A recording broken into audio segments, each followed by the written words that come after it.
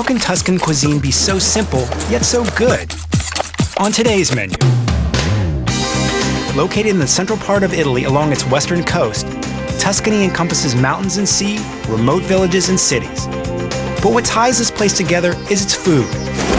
Tuscans take great pride in the local bounty, sharing a taste for simplicity and a cuisine that lets the food speak for itself. Perfetto. A Tuscan grill master shares his secrets. To beef or not to beef? That is the question. A maverick of the Mediterranean fights for the ocean floor. If the fishing practices continued as they were, he wouldn't be able to fish in a few more years. There simply wouldn't be anything left. Oh! A Tuscan baker perfects the art of saltless bread. For the taste of any Tuscan, this is the bread you want on your table. What to eat on the street? Florentine style. Grazie.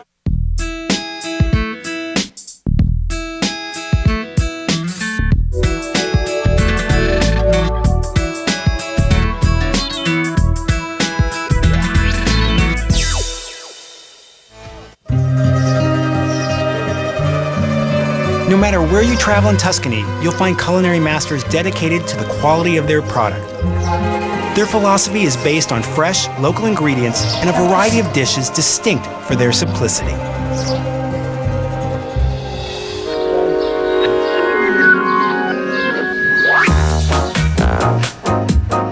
Forse questo gruppo hanno capito to beef or not to beef. That is the question. Dario Cecchini is arguably the most famous butcher in the world, if not certainly the most famous butcher in Tuscany. On the most basic level, I suppose Dario would like to teach people how to grill meat properly. Io sono per I denti. But on an essential level, he'd like to take them back to the primal experience of man, heat, and meat. My name's Lori DeMori, and I'm a food writer based in Tuscany. The rich and flavorful bistecca alla fiorentina is an example of Tuscan simplicity at its best. And no one does it better than Dario Cecchini. At his grilling school in Panzano, 20 miles south of Florence, he teaches students that a perfectly prepared steak begins and ends with the dry heat of an open flame. Seared on the outside and a sangue, Italian for blood red, on the inside. A steak grilled by Cecchini brings out the carnivore in all of us. For generations, his family's had a butcher shop, a macelleria, in the town of Panzano. His passion for all things meaty has inspired him to open a grilling school, La Scuola della Griglia. Sono sempre le tre grandi bistecche. Dario says that in Toscana, there's 3 steaks. Il primo This taglio is the first cut of the steak, the famous bistecca alla fiorentina. è la più grande. It's the largest one. It's exactly 3 of Dario's fingers. Più piccola, So the second steak is slightly smaller, la costata alla fiorentina. and Appena the meat you can see is slightly more marbled. la terza bistecca The third steak, which in his opinion actually is the best, è un cuore. it's a heart, look. È la bistecca panzanese. So that's the inside of the thigh. That steak is a perfect steak. Ha bisogno di vedere un grande fuoco di grill. It needs a perfect grill. Allora, a temperatura troppo bassa, Okay. One thing to avoid is meat that's too cold. You'd like it as close to room temperature as possible. Leave it out for 6 to 8 hours before. si attacca il capezzolo della mamma. The reason that there's 2 sources of heat going on is because you keep the fire going in back and you pull forward the embers to cook on in the front. This fire has to heat the house. This fire has to cook the food. It's a continuous process. All'anima piace. So we've turned off our cell phones, we've detached ourselves from technology, and we have our souls that are going on a trip back è un to the viaggio. beginning. Oh my goodness. Woo! So these steaks are going to be cooked on both sides, and what it's doing, this high heat, it's searing the meat. It will take 20 minutes to cook. Li funzionano molto bene, Lori. Yeah, those are his best utensils, so that's what he uses to turn the meat.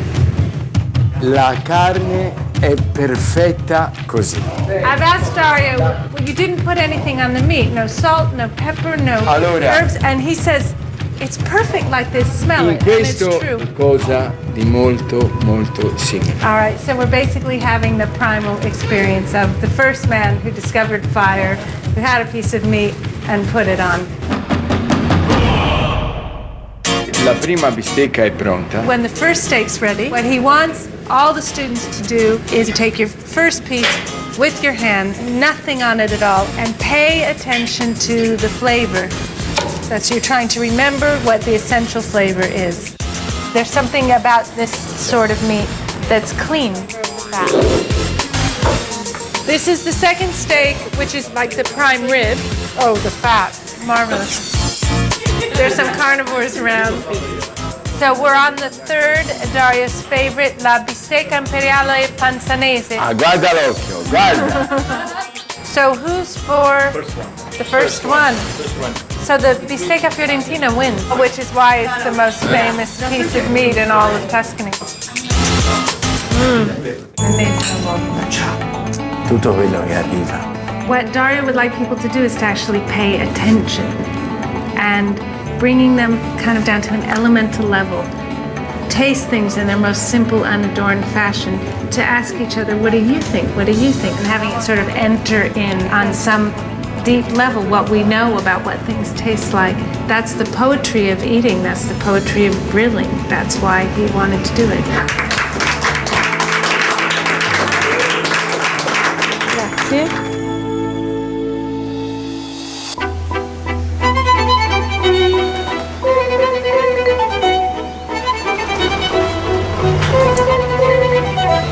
Fish is one of the staple gastronomic resources of the world, and no one fights more passionately to protect this resource than Paolo Fanciulli. Tuscans are passionate about preserving their superb resources, including those found in the sea off the Tuscan coast. About 85 miles south of Ponzano, off the coast of Talamone, lifetime fisherman Paolo Fanciulli works to protect the sea. He became an activist after seeing the devastating effect commercial trawlers had on the Mediterranean. Fed up with working through the official channels of Italian bureaucracy, he decided to take matters in his own hands and came up with the idea of pesca turismo. Like a lone crusader, he demonstrates firsthand the benefits of sustainable fishing practices. We're leaving the port of Talamone. We're going out to where Paolo's left his net yesterday. Paolo Fanciulli is a fisherman. He is also someone who invites people to participate in pesca turismo, a practice where fishermen take visitors onto their boats to show them how fishing is done properly and sustainably and, of course, deliciously. Oh, via, brava! Good girl. There's sort of three important reasons to be doing this. One is to make a living, to teach people how to do fishing properly, but at the end of the day, also to have enough fish for all of us to eat. Questa idea mia, che è nata nel 92. You know, he's a fisherman and he wants to remain a fisherman. But if the fishing practices continued as they were, he wouldn't be able to fish in a few more years. There simply wouldn't be anything left. L'attività strascico. There's dragnet fishing that absolutely ruins the ocean floor. It's not only not good for the sea, it's not good for the fish, and it's not good for the fish that ends up on your plate. You'll see that this net is weighted on the bottom and has floaters on the top. The fish swim into it, but it isn't actually disturbing the seafloor at all. As interesting as it is to watch the net being let out, it's nothing like watching yesterday's net being pulled in.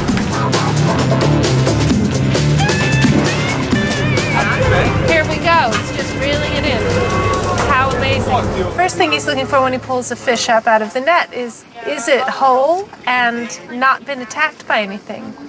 Questo è un morso di un granchio. This is called a scorfano. Morto un mio parente 2 anni 2 fa. years ago, one of his relatives, a fisherman, actually died from being stung by this. And it's very poisonous along the tip of its spine. Allora, questo è molto pericoloso. Però Scorfano is a very flavorful fish compared to many other fish that you catch. It's used as a base for fish soups.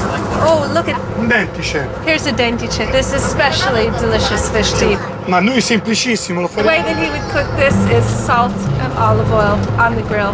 Fish this fresh and this good, you don't need anything else.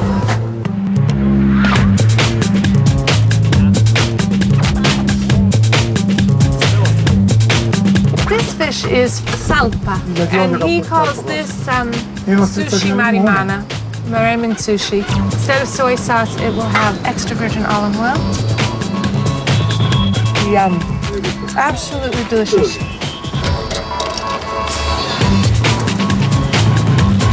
This charcoal's made with wood from these hills, which is a mix of rosemary, oak, and myrtle wood.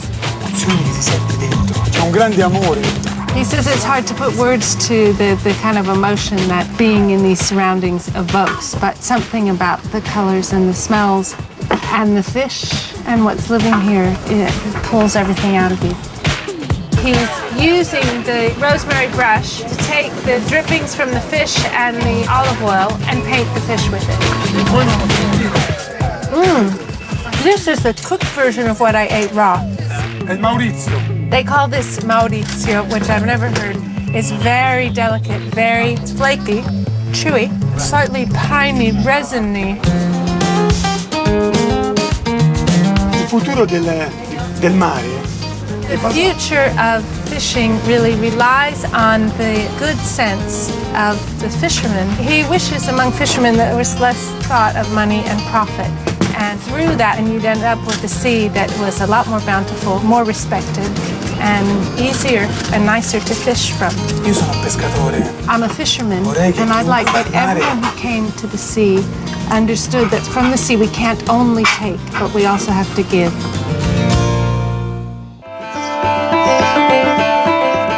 Tuscan bread is one of the culinary items of which Tuscans are proud. In fact, they talk about olive oil, wine, and bread being the holy trinity of Tuscan food. In a hilltop village 30 miles southeast of Florence, Vari's Venturi bakes bread the way it was done centuries ago. The foundation of a Tuscan meal is bread. Rustic and hearty, Tuscan bread perfectly complements the region's robust cuisine and inspires a local specialty, panzanella.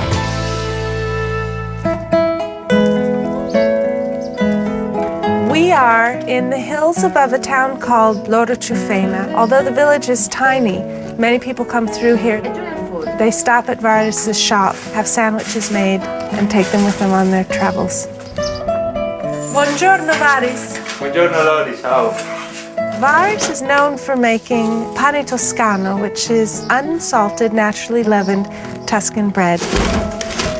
Tuscans refer to their bread as sciocco. It means saltless. And much of the cuisine is so salty that it's considered to be a perfect balance.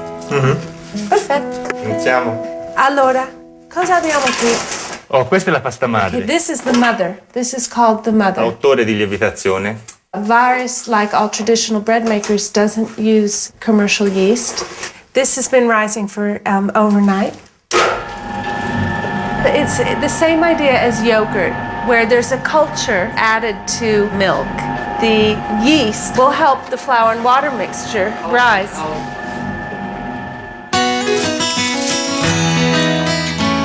Traditional Tuscan bread was made in wood-burning ovens. It's the only way.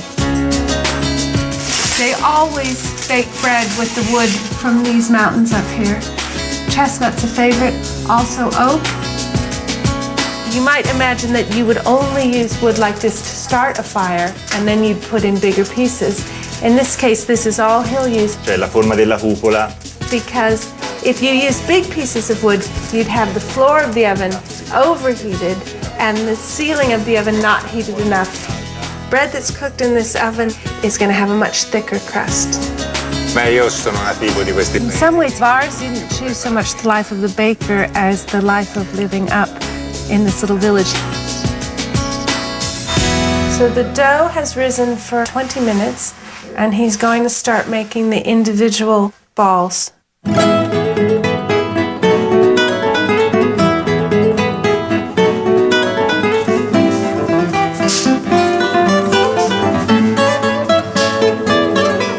Time to put the bread in the oven. Why is Tuscan bread saltless? Well, the legend goes that in the days when Tuscany was still a collection of city-states, Pisa was its own little country. Florence was its own little country. None of them got along, and they were always warring with each other. And Pisa, being near the sea, E allora avevano il sale. they had salt. And they had a salt tax. And so the rest of Tuscany said, keep your salt, we're making our bread without it. Meglio morto in casa che un Che un pesano alla porta. Hanno fatto. There's an old saying, better a dead person in the house than someone from Pisa at the door, because that man from Pisa at the door was the guy coming to collect the salt tax. È pronta?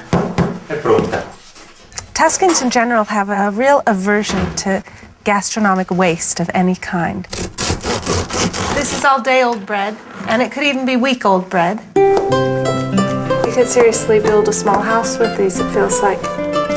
One of the interesting qualities of Tuscan bread is that it has the ability to go hard without becoming moldy and to absorb water without becoming gluey.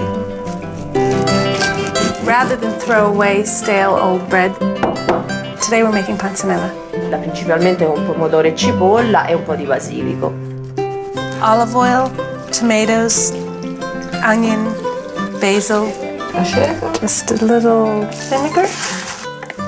Fatto, grazie. This is a perfect summer lunch. Salute e complimenti. Oh, I love this. This just tastes like summer.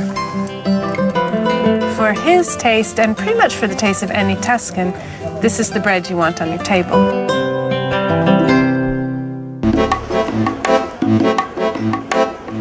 Considering that the whole concept of slow food originated in Italy, you might think that the notion of fast food is completely antithetical. It is and it isn't. In Tuscany, even fast food is known for its superior quality.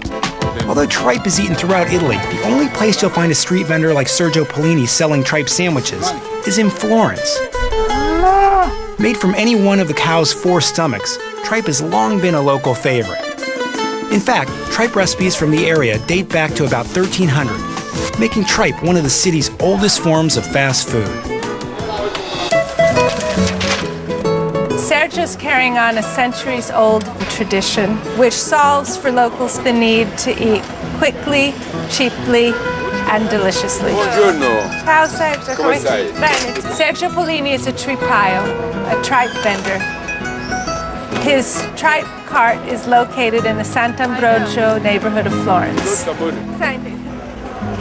Every morning just before 8, he drives up in his 3-wheeled ape, the quintessential Italian scooter/truck, and within minutes, he unfolds its many wings, plugs it in, fires up the stove, turns on the refrigerator, and transforms the little scooter into a much beloved local establishment. The tripe stand is a unique Florentine establishment. You won't find this throughout the rest of Tuscany. Every day Sergio has a special. Buongiorno, ciao. And today's special is lampredotto with white beans and tomato. Vai, una mezza porzione. Do you remember from 2nd grade about how cows have all those stomachs? Well, this is the final stomach. Ce l'hai? Dice, mi dai lampredotto?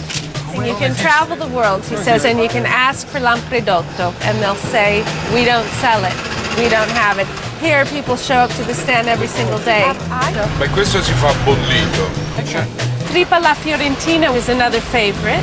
Come si fa un bollito normale? This is boiled, and I see Cipolla, basilico. Ah, he'll make a sandwich, put it in here. Ma io sono sempre stato al pubblico, lavorare. Salt. He wants it picante verde, which means both hot sauce and green sauce. And the final touch, io lo so, spear the bun, dip it in the liquor. Bagnato nel brodo. Persone di tutto il mondo, di tutte le estrazioni sociali. What Sergio loves about his stand and his work is not only feeding people, but standing on this corner and being able to interact with people from all parts of the world, every social strata. Yeah, there's a sort of human contact here that really can't be replicated at a major fast food chain. Buongiorno, sono Dante. Prendo la insalata. So Dante's come to take some tripe salad home to have for lunch. It's dressed with olive oil, lemon juice, salt, and pepper. And he's put all three types of tripe, the honeycomb, that kind of towel tripe, and the smooth tripe. Little bit of spice.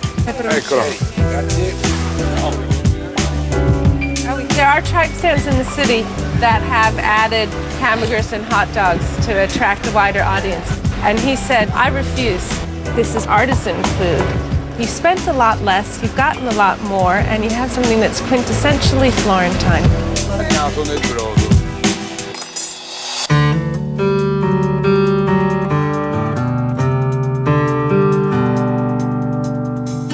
Tuscany is a land that asks of the people who live here a certain sort of spirit. It's come out in the arts, it's come out in the food, it's come out in the wine and the oil and the artisans, and there's just centuries of this requirement that the people who live here fully give themselves to the thing that they do. Perché no? And why not? Why not do what you do with passion? This is your only life.